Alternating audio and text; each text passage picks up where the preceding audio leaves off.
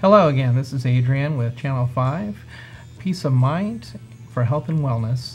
Today we are talking to Jessica Dutton from TFI Family Services, and she's going to give us more of an insight into TFI and what we can learn from the programs that are available out there and the different things that her office does. And thank you for joining us today. Thank you. How are you doing today? Good. Good, good. It's always good to start with like a nice deep breath because sometimes we're a little bit nervous and everything. So I know I am, and so I'm going to take a deep breath right now. Okay. So TFI, what's the TFI stand for? The Farm Incorporated. The Farm Incorporated. So the Farm Incorporated makes me think of like, you know, growing tomatoes or corn or something. How did that name come about? There was a rural day camp in Lyon County, and two women that lived on a farm seen the need to care for some troubled teens in the area. And so basically that's where it started from. They had a farm, and so it was the farm for a long time, and now we've kind of just made it a little fancier and abbreviated, and now it's the Farm Incorporated. So I guess for a lack of a better pun, it was a homegrown sort of yes, definitely project. Yeah, right. Yeah. So if somebody was interested in helping in the foster system, maybe being a foster family or something like that, what qualifications do they need to have in mind? Basically, they are going to need to be 21 years of age. They are going to need to complete 10 weeks of training. That's a dedication of one night a week for 10 weeks. And they'll also need to submit to background checks and fingerprinting. And there's some initial paperwork, an application, and some references that we take as well. And these little steps that they have to do, it sounds as if these are important steps to make sure that you're the right fit and for the safety and welfare of the child. Yes. Okay, so that's very important. For somebody who would be interested in this, what tends to be the motivation for people who foster? There's lots of different reasons when people call me. Some people have empty nest syndrome, I call it, mm-hmm. and they've thought about fostering for a long time, and their kids have just recently went to college, or the last one's going to college, and they decide that now's the time, that they've got the space and they want to fill kind of that empty void, and they have time to dedicate to the child, and so that's one reason. And of course, in that situation and in all situations, typically people have a heart for children, for caring for kids. So that would be, two of the main reasons right there. So not only the show is about peace of mind for the child in the program, but it could also be peace of mind for the family who's looking at foster care as a means to fill that empty nest syndrome. We've had a child in our life all through, from their birth till the time that they graduate and leave for college. Mm-hmm. And what do we do now? And what better way? You kind of feel this void of, I used to be able to have that nurturing effect and look after somebody, and now it kind of feels like an empty. What better way to use that energy and that gift of love and affection than for a child in need? Mm-hmm. And if that's the case, then taking a few steps in line to background check and taking a class one day a week type thing, it doesn't seem like much of a obstacle to overcome to be able to do that. So that sounds like a wonderful thing. Yeah. Besides the steps or the procedures, the qualifications in becoming a foster parent, what are some of the other benefits that somebody might find from this? I guess I worded that question wrong. Not from the qualifications and things you have to do, but what are some of the benefits that somebody would have for having foster children? What's the effect on the community, and that sort of thing? Well, I think the initial impact is that you're able to help keep kids local. Being a foster parent goes above and beyond just caring for that child. You will also have the opportunity as a foster parent to help mentor a little bit with the biological family, and there's a connection and a bond that's created, not just with the child, but with the biological family, the parents. And so you actually have a proactive place in that family's life as well as in your community. Obviously, if you're playing part in a child's life in the process of something that's healing for a family, you're also helping heal the community. And that's very profound. We think of foster care as just kind of like a temporary adoption, but that's not really how this is really the idea behind this. The idea is to be there for that child while that child cannot necessarily be in their own home. And so you're not only a role model for that child, but you're also a role model for their family. And so is that what's taught, some of what is taught in those classes that you're talking about? Okay, very good. What if it's not like an adoption type of program, then there's really a hope for this child to go back to their family. Yes. And so there's more of a focus on healing the home as a unit. So this is actually more about the peace of mind that we were talking about. And sometimes I used to be a police officer, and sometimes it took intervention into a home to get people to realize that there's a problem in the home, and for them to actually take steps and make an effort.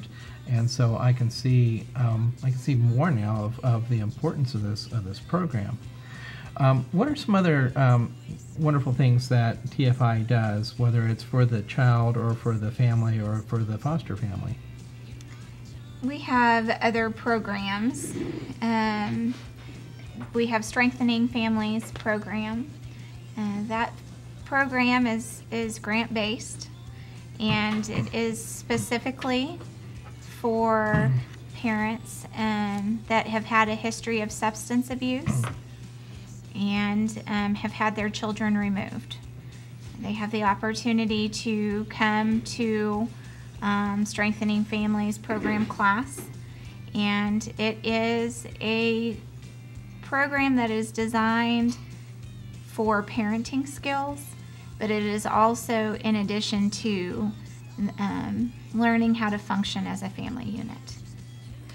That's so very important in what I do with my everyday job. I work with the individual on changing certain behaviors, but sometimes if it's like a teenager or something like that, or even a young adult, they go back home, and whether it's a new spouse or its parents or whatever, that individual is trying to make a change in their behavior, but that household environment needs to also change, and if not, it makes it difficult for that individual to change. Sure.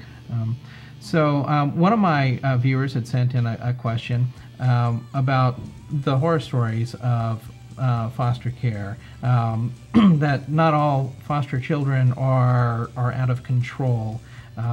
Maybe you can share some light on that. Sure. I'm glad that question was asked, because there is a lot of negative or horror stories out there, and I love the opportunity anytime to be able to share the positive. And I think that first of all, we need to start with the fact that unfortunately it is extremely traumatic for anyone when you are having to let go of things that you're not prepared to let go of, let alone a child. So naturally, there's going to be a response to that trauma. And I think that's what needs to be emphasized, is this is simply a traumatic situation for a child and they're simply responding. Does that mean that there are horrific behaviors that come from it? No. It's simply a response. Do we train foster parents how to deal with those behaviors?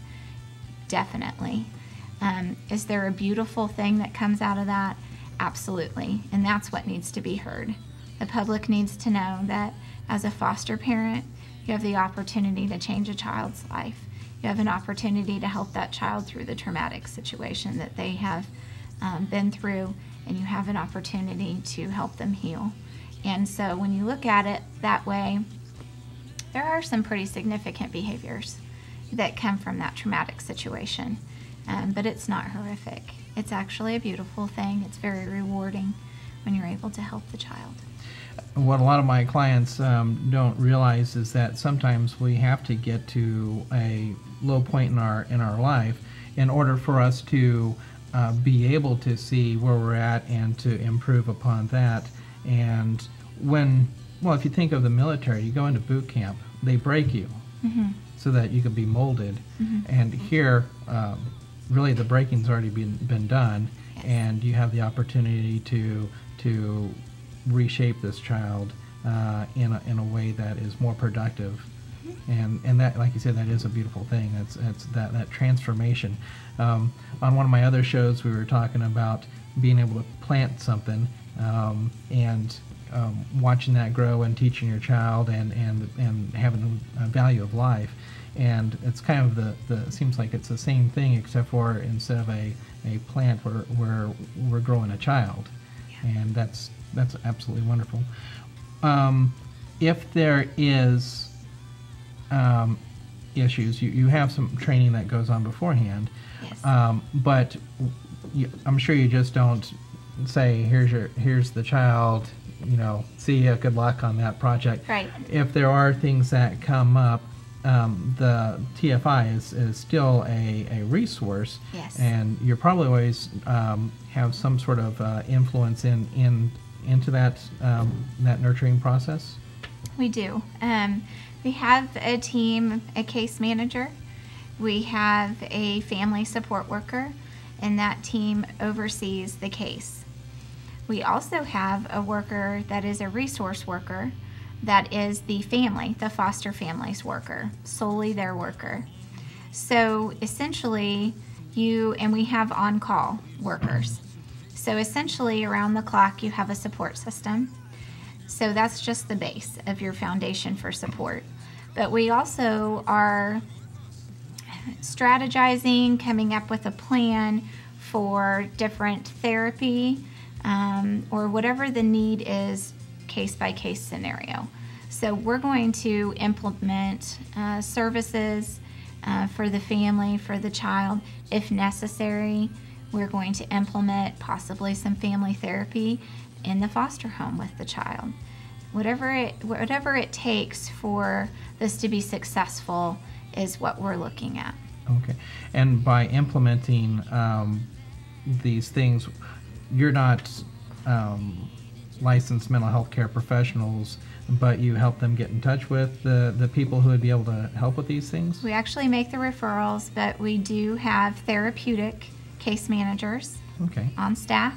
So we do have staff that is available for therapy as well. And I probably need to clarify, not everything is a mental health issue. Some of it is just teaching a child how to properly deal with stress. And, we all deal with stress. We're not all, diagnosed as having some sort of mental disorder or anything. Right. So if we look at these foster kids as somebody who needs a little support. Sure. And in that little bit of support, it may be that there may be a few pieces that are broken, but we might be able to put them back together. And we don't have to have all the answers, because TFI Family Services is the support for you. And with everything, well, basically, if we act like a community to raise a child, that old adage, then we strengthen our community by these children becoming a very important functional part of the community. Right. So that's wonderful.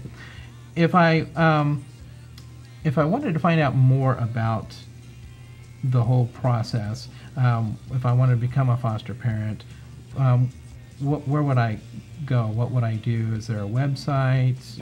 There is a website, and they could visit www.tfifamilyservices.org.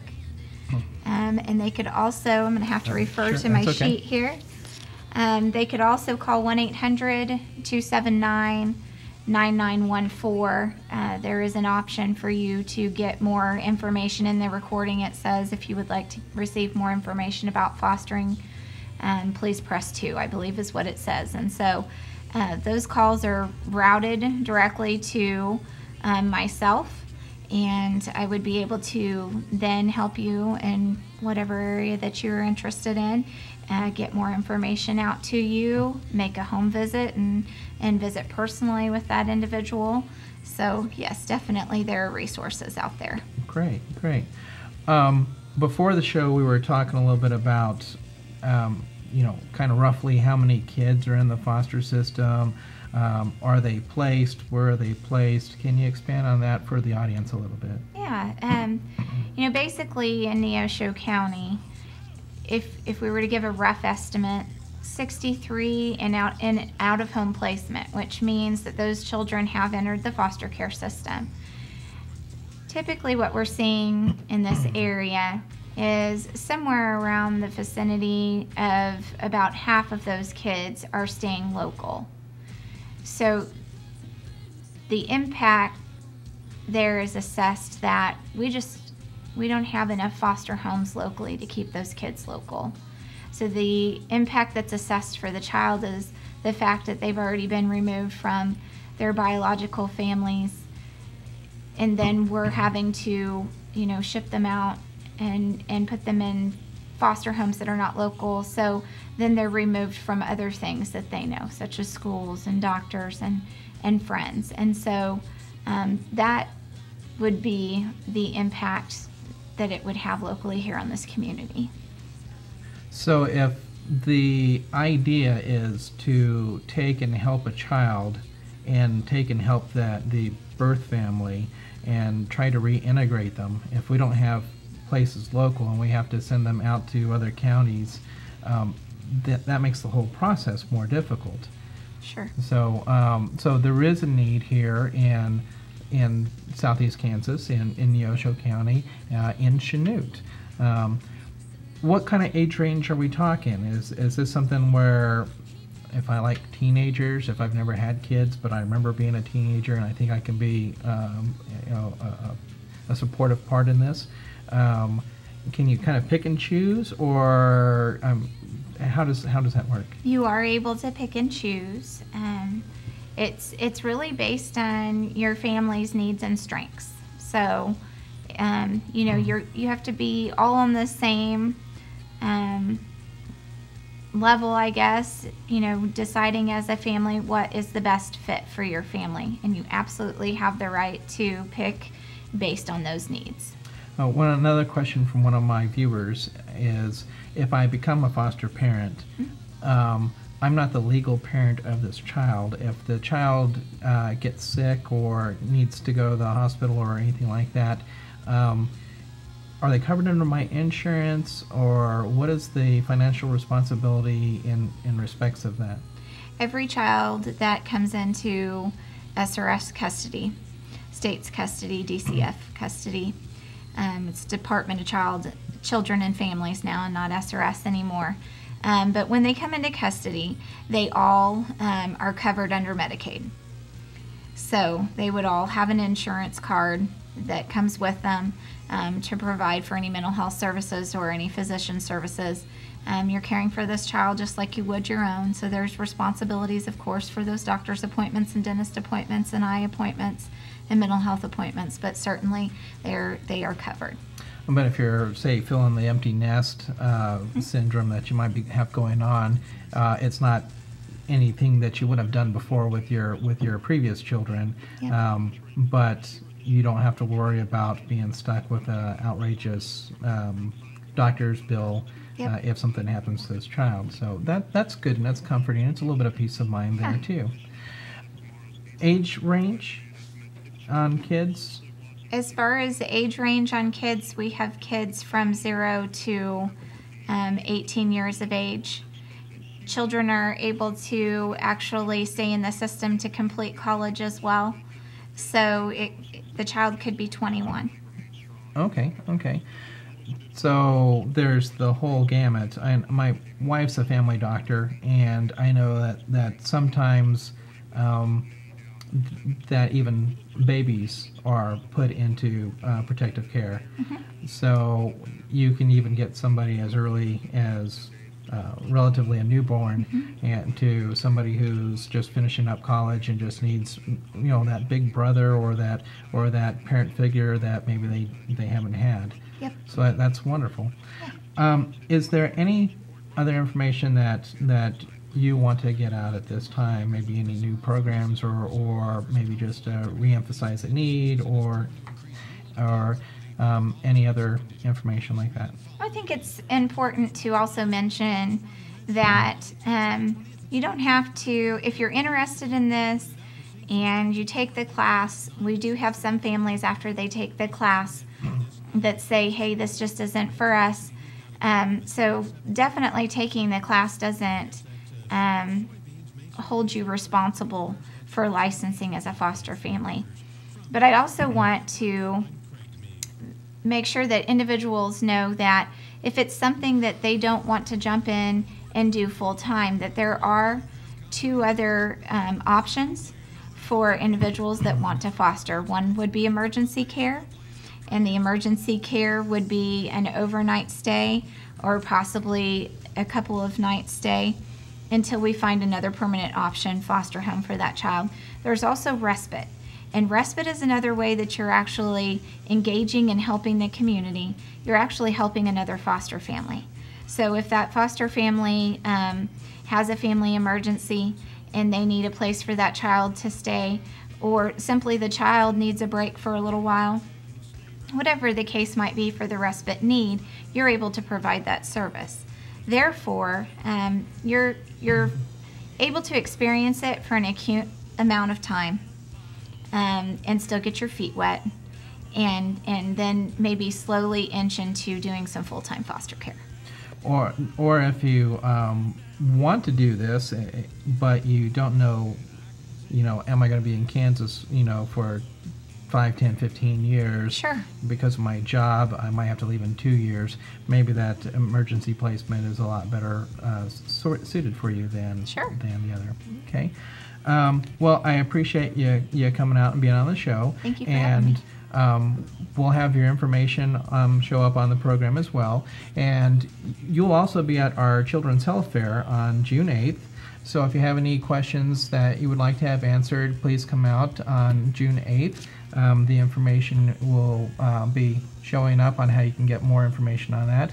It'll be at the Zion Lutheran Church Family Life Center between 10 and 2. And I, again, appreciate you coming out. I really had no idea of the whole structure of things, how things go. My only experience with child placement and things like that was as a police officer. Mm-hmm. So I probably was one of the people who encouraged more of those myths than not. So I thank you for your time. Thank you. And for Channel 5, this is Adrian with Peace of Mind, and we hope to see you back on our next show. Thank you very much.